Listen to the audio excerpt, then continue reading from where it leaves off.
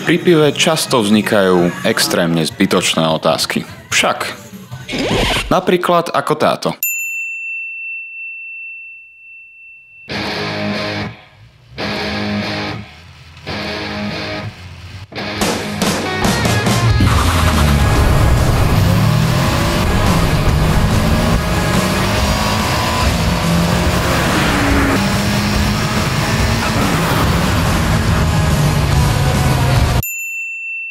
Máte dve možnosti, ako si užiť výkon okolo 300 koní.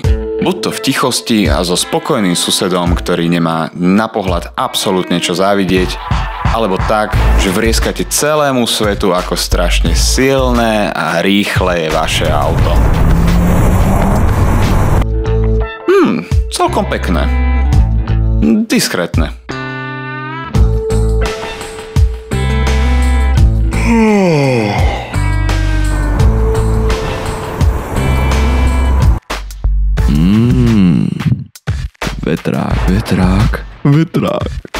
Vetrák.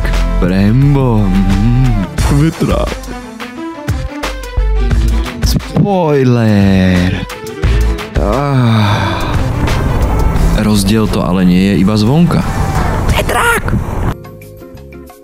Čiže Danová bežecká topánka má 310 koní, ale je to predokolka. Výhodou tohto auta je ten adrenalín, ktorý získate. A keby som došiel druhý, čo nedojdem. Moja obývačka má 280 koní, ale je to štvorkolka. Nemáš za môj zvuk. Dnes je 10 stupňov a celkom soplavo, čiže mám takého tušáka, že kto to celé vyhrá. Nádych, výdych. Plus ja mám automat, Dano má 6-stupňový manuál, čiže mám voľnú ruku na čokoľvek. Čo je? Poďme. Všetko máme.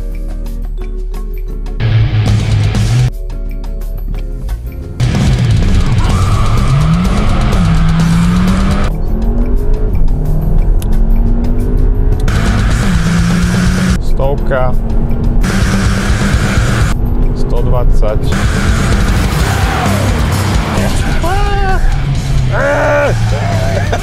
To bolo tesné.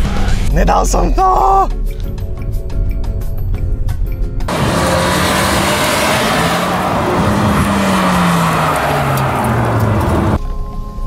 No sa neposer. Kamarát, to vyzerá jak detská teniska, bežecká. Ja mám teraz tajnú zbraň. Som vypol ESPčko.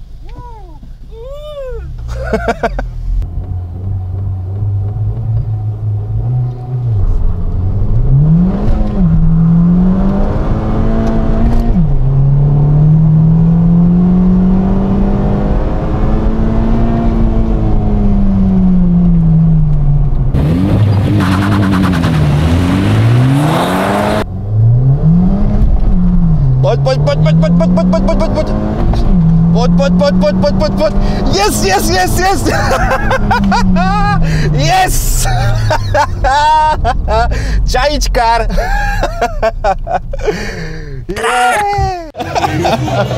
Ale nie, najviac fascinujúce, ako bodku by som povedal, že tie autá sú strašne rozlišné a strašne sú si podobné zároveň. Že to je neuveriteľné, ako čo sa týka výkonu a všetko. Na papieri podobné, naživo úplne rozdielne. Civic Type R, zážitková forma, na okruhu výborné, super, svatý pokoj, môžeš ísť na dovolenku a nevidíš z toho auta, nevystúpiš z neho unavený. Ale máš takú istú akceleráciu. Dokonca nie, máš lepšiu akceleráciu ako na Civicu. A aj v praxi, ako sme dokázali. OK. Toto bol velice potrebný test. A tuto môžeme fejdnúť už v pohode,